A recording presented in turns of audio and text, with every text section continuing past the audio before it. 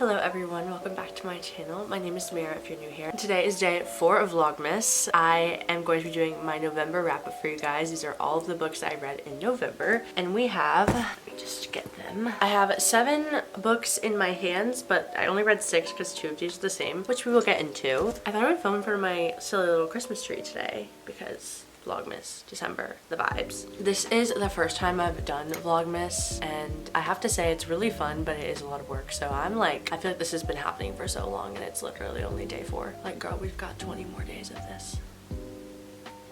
It's okay, we're gonna do it. We're gonna do it because I've made a pact with myself. Let's just go ahead and get into the books I read in November and my thoughts. The first book that I ended up reading this month was The Once and Future Witches by Alex E. Harrow. This was on my October TBR, but I finished it just in November, so I'm putting it here. This is about combining a mystical realism during the late 19th century, kind of, I guess, beginning of the 20th century, but it's during the women's suffragist movement and the time of witch trials is happening, and you have 3 sisters who are all witches or becoming witches basically, and kind of bringing back the old ways and trying to lead a feminist movement. And I ended up rating this book 3 stars, mostly because I think there were lots of cliches and the writing style was very objective, but in a way that made it very hard for me to connect with the characters. I didn't really relate to their thought processes, I guess. I think that the magic system was really cool and it makes you think about witches in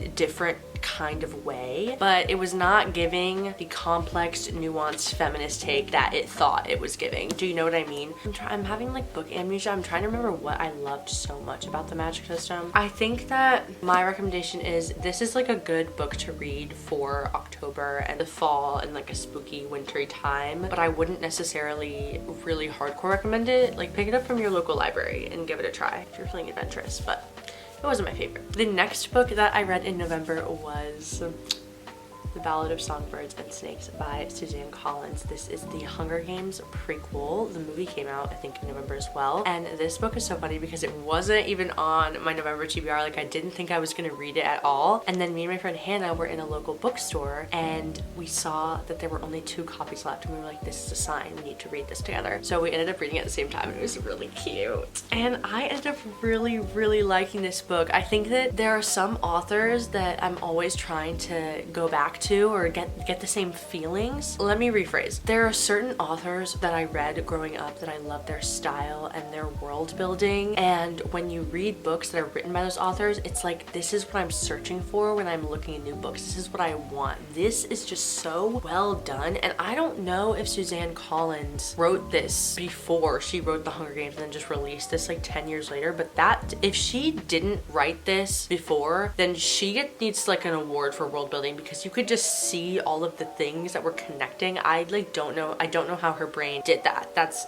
genuinely so astonishing to me and brilliant. I ended up rating this a 4 star. I binged like most of it, and then for some reason the last like 50 pages, it took me forever. I couldn't tell how this was going to end because a lot of times with prequels, it's not like you're getting the whole classic exposition, rising action, climax, falling action. You know, you're not getting this similar story. It's kind of giving you reasons why the other stories exist. So I didn't really know where it was going. I had no idea how it was gonna end, but the ending was crazy. The ending was crazy, and then I went and saw the movie with my friend Elizabeth. The movie was also crazy and good, and they followed the book pretty similarly, I would say, so I wasn't mad at either of them. This is a must read, I think. I think everyone should read it. If you read The Hunger Games, you're gonna love this, like obviously. I really, really enjoyed it, and I think she does a really good job of not making the music part of it come off as corny. There's a lot of songs and lyrics happening in this book, and sometimes that can be kind of like, okay girl, like we get it, you can sing. But I think both the movie and this did a really good job of not making that ridiculous. So cheers to that.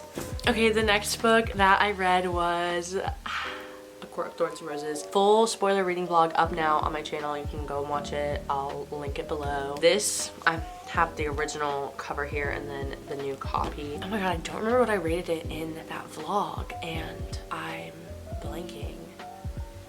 But I feel like I would give Acotar a 3.5 and I'll leave it there. Oh wait, I don't know if I remember to say this. If you don't know what this is about, it's about President Snow, like Snow's life in the 10th 10th annual Hunger Games and how his influence over the games began in the beginning of it.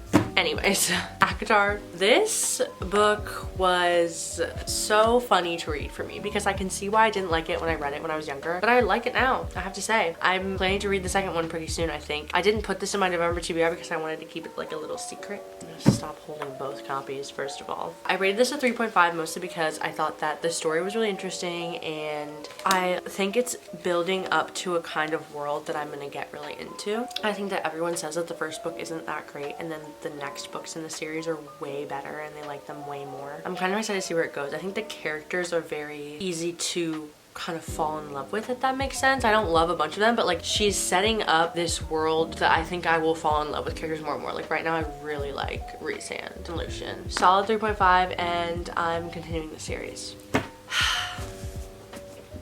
Guys, I feel like I need to take a sip of coffee before this next one because we're about to get into it. I want to preface this by saying this was my only 5-star read of the month. And I feel like I don't have 5 stars that often, but I feel like I have them more than normal people. I feel like I get that 5-star feeling.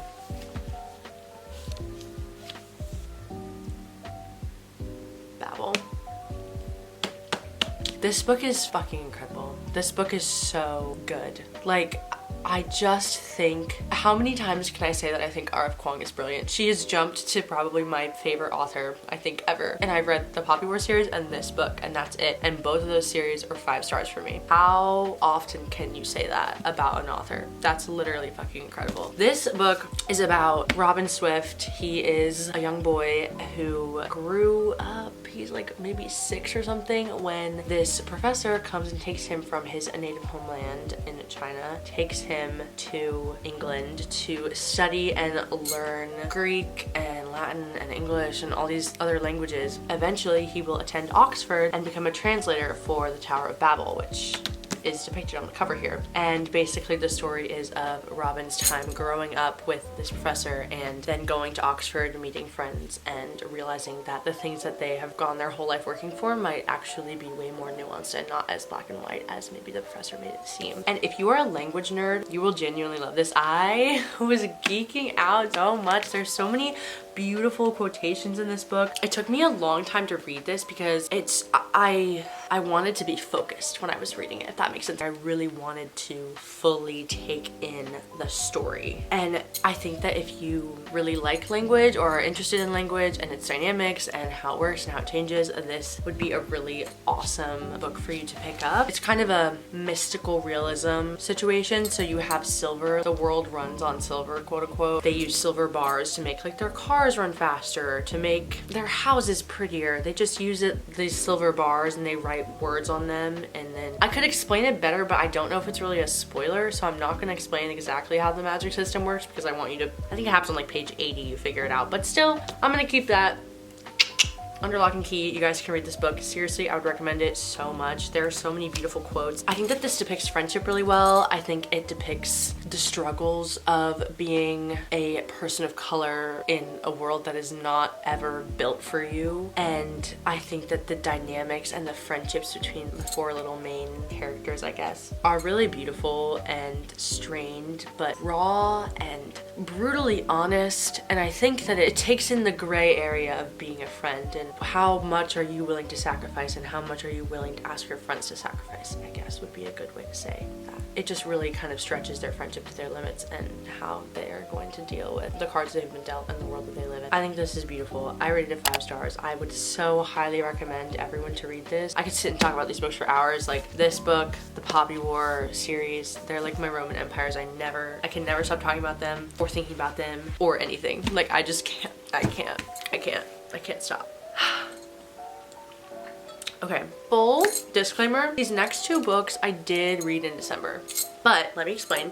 I read them both on December 1st and 2nd, and I was still traveling back to the US that time because I was out of the country, and I'm not really counting that as December in my brain. I'm counting me being at home in front of the Christmas tree as December and Christmas and all that. So I'm gonna put these books in my November wrap up because to me I was still in that November mindset.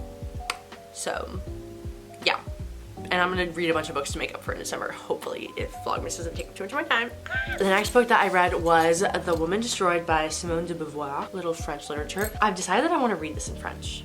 Babel is making me think about translation and languages entirely differently. And this was originally written in French, and je parle un peu de français, so I want to read it. I want to read it in French and see if I feel the same way about the book once I read it in French, if the translation that this guy did for Simone de Beauvoir works. I don't know. Anyways, these are 3 short stories in one that all have a very similar theme of a woman past her first initial prime, or her first like young and beautiful moment. She's older. When I say she, I'm talking about 3 different people, but all the women that are in these stories, they're older, they are maybe middle-aged, they maybe have kids, they maybe have husbands, and it just goes into the mind of being a woman who is aging, which I am so fascinated with because I don't know how that is gonna play into my own life. I'm so curious because a lot of people that I speak to about growing older as a woman is people start to stop just thinking about you in general. You kind of become invisible in society once your beauty fades, and I think that this is like a commentary on that. I ended up rating this 4.5. I didn't rate it 5-star just because I you know, you always get a 5-star feeling, and I didn't feel that visceral reaction with this book, but I did think that it was beautifully written, and there were some quotations in here that were just gorgeous. I annotated it so much. I was like psychoanalyzing myself as I like read through this. And it's pretty short. It's only like 250 pages, so it was just like the inevitability of growing older and how people change the way they look at you as you age, whether it's your kids, your husband in these cases, like whatever it may be. Very brilliant, I would say. So this was good. The last book that I ended up reading in November, December 2nd, literally finished it 2 days ago, was The Virgin Suicides by Jeffrey Eugenides. I don't know how to say his last name. I should really learn. Well, I ended up rating this 4 stars. 4 stars is the rating that I go to when a book is good and I don't really have anything bad to say about it. Like, it's a good book. I really liked it and I think people should read this. This is about 5 sisters who in the course of a year all take their own lives, hence the title of the book. And it's written from the point of view of the neighborhood boys that watch them and, you know, are observing them the whole time. And I think that this book could have been truly depressing. And for some reason, to me, it was not. I think it was written very well, which I think says a lot because I don't often read things that are written by men. One thing I will say, like, this is the only male author that I have in this stack and probably in a lot of my stacks, mostly because I think sometimes it can be really hard to write from the point of view of a woman or about women. Our lives in society and different civilizations is so nuanced, and I think that sometimes it can be really hard to understand that if you're not in that situation, if you don't live it. But I think Jeffrey did it very well. There's so many beautiful lines in this book, and I just love the way he described characters or just characterized them. And I can't really formulate my thoughts well in this book, which I find interesting. I remember reading it and being like, the beginning, maybe 20 pages, just like, wow, Sofia Coppola should definitely like make a movie on this. And then I looked in the back and I was like, she already has. Of course. It's very much like girlhood, the pressures of being a teenage girl, misery in girlhood, the pressures of the world, and you have these neighborhood boys watching them and trying to understand them and why they did this, basically. And this book is also pretty short. It's only 250 pages. I literally read it in a day. It's just like a book about youth and adolescence and the misery that can be encapsulated within it. Okay, so that was everything that I read in November. Total of 6 books, I think. Yeah, 4 if you don't count the ones that I finished 2 days ago. Sorry if you can hear those sirens. That is just... These are all of the books that I read in November, and I'm very excited because we've got a lot of good videos coming up. If you made it to this part in the video, thank you so much for watching. Please comment any videos you'd like to see from me down below. Happy Vlogmas, happy holidays, and I will see you guys in the next one. Bye!